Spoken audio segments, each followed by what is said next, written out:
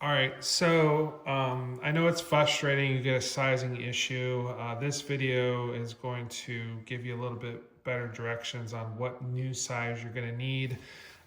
If you have no clue whatsoever and this video still is confusing, please email us. We're happy to help further. So most of our belts have either 5-hole, 7-hole, 9-hole in them. So I've put out 4 different belts with different hole spacing so we can go through each one. The most common is 5 holes and they're 1 inch spaced. This is a 9-hole with 3/4 spacing. Most common in our thicker belts, work belts, and gun belts. And then we have a 7-hole, 1 inch space belt. Even though this is a double prong, you can see a single prong in this as well. And then we have our Ranger belt, which has 5 holes, 3/4 spacing, which is the most amount of holes we can get on this tab end. The Ranger belts are more a direct fit, so there's less room to adjust than a straight belt. You can also add holes down the line with a leather hole punch if needed as well. Just email us for directions how to do that. So let's say you got a 5-hole belt and you're on the first hole when you tried it on. You would need 2 inches larger to move over 2 holes because they're 1 inch apart to the center. So figure it that way. If you're on the second hole right now when you received it, that's a pretty good fit. If you go up 2 inches, then you would be on the 4th hole. Do remember that leather does break in, so it's possible to have a little bit of stretch within time. So the second hole is not bad. You could possibly get to the 3rd hole within, a few months to a year, but it just depends. If, for example, it's too large and you're on the last hole, if you're on the last hole comfortably, meaning you can't get to the 6th, 7th hole down the line, it's comfortable in the 5th hole, then you would need 2 inches smaller to go to the center. If you pull it tight and you're way over here, you're most likely ordered way wrong. So you're on the imaginary 7th hole, if there was 7 holes. You're 2 inches past the last hole.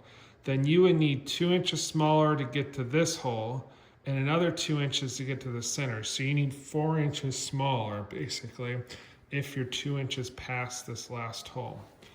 Let's say on the extreme end, you put the thing on and buckle just touches the tip of it. There's 4 inches from this hole to this hole. So you would need 4 inches larger to just get to this hole here. So that means you're going to need 6 inches bigger to get to the center hole. This is extreme. This means you probably didn't measure or you guessed. Normally people only have a 2-inch sizing issue. Our sizing directions do work 99.9% of the time, but unfortunately nothing's 100%. Everybody's body is different. So if you pull the belt tight through the buckle and you're somewhere around here on the belt, you're about 2 inches in, then you would need 2 inches to get to the first hole and then another 2 inches to get to the center. So that means you're going to need 4 inches bigger. So that's basically how you would do it.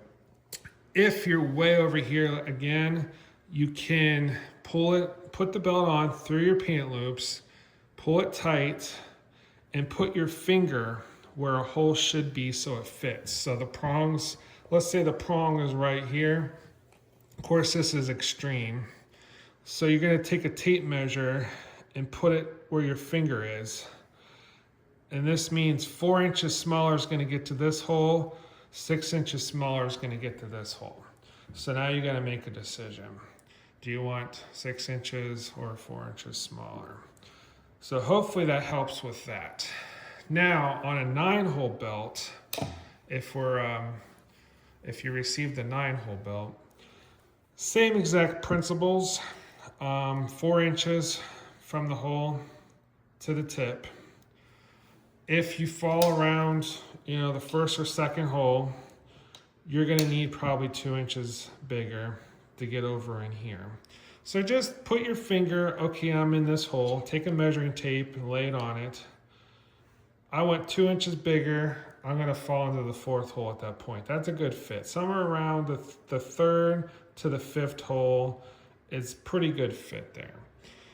If you're on the other end and it's too big, I'm on this hole here, the 9th hole. Put a tape measure, and so you're going to need 4 inches smaller to get to the 4th hole. So that's how that would work there.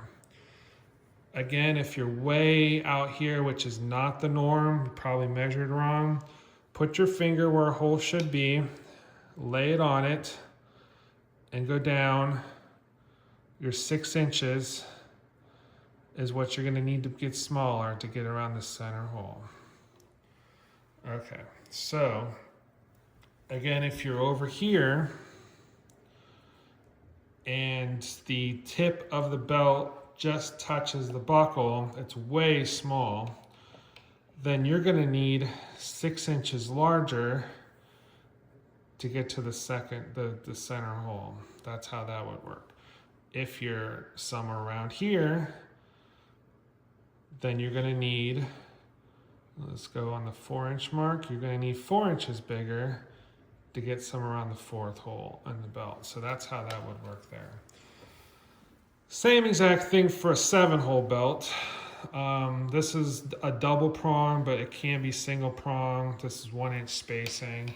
If you're on the 1st hole, then you would need 2 inches larger to get to the 3rd hole. That's about perfect. That's where we want you to be, is around the 3rd or 4th hole in the belt. If you're on the 5th hole, for example, you're probably going to want 2 inches smaller to get to the center hole. If you're on the 7th hole, you're probably going to want 4 inches smaller to get to the 3rd hole. If you're way out here, again, measure it. I'm right here. So you're going to need 6 inches smaller to get to the center hole. If you're way over here, you're going to need 4 inches larger to get to the 3rd hole. Now, Ranger belt, since they're a little bit more bulky than a regular belt because you have these tab ends, the holes are spaced 3/4 apart from center to center. So if you're on the 1st hole right now and you go up 2 inches, you're going to be somewhere around the 4th hole in the belt. If you're okay with that, that's totally fine. You want to be somewhere around the 2nd or 3rd hole, ideally.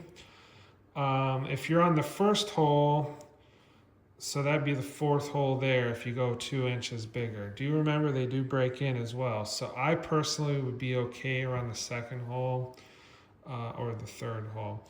If you're on the last hole, the 5th hole, then you would want 2 inches smaller to get somewhere around the 2nd or 3rd hole, right like that. So that's how that would work.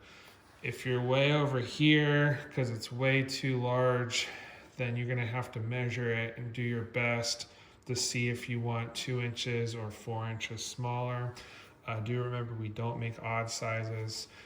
If you have any questions, please email us, but that's the basic gist of how to figure out the new size you need.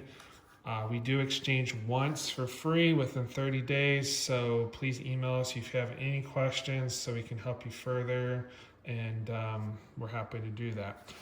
A belt is measured from, let me grab, the belt size is measured from the fold where the buckle attaches, right here, to the center hole on the belt. So if I lay this out on this belt, for example, this is a 32 belt size because it's to the center hole at 32 from the fold. So a belt that has 9 holes is going to have a larger range of adjustment. And we do that on purpose because most 9-hole belts are going to be thicker gun belts or work belts. So you're going to be putting tools on it, guns, gun holsters, and it gives you a better range of adjustment. So if you receive and you order a 5-hole belt and a 9-hole belt on your order, and each are measured to the center hole, like this, center to center, you're going to have about an inch difference on the tail, which is totally normal.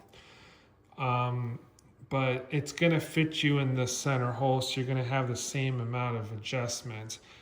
Just remember that a thicker belt does take up more room going around you, so that's why we also do the 9-hole on those. Again, if you have any questions, please email us. Hopefully you found this video helpful, and thanks for watching.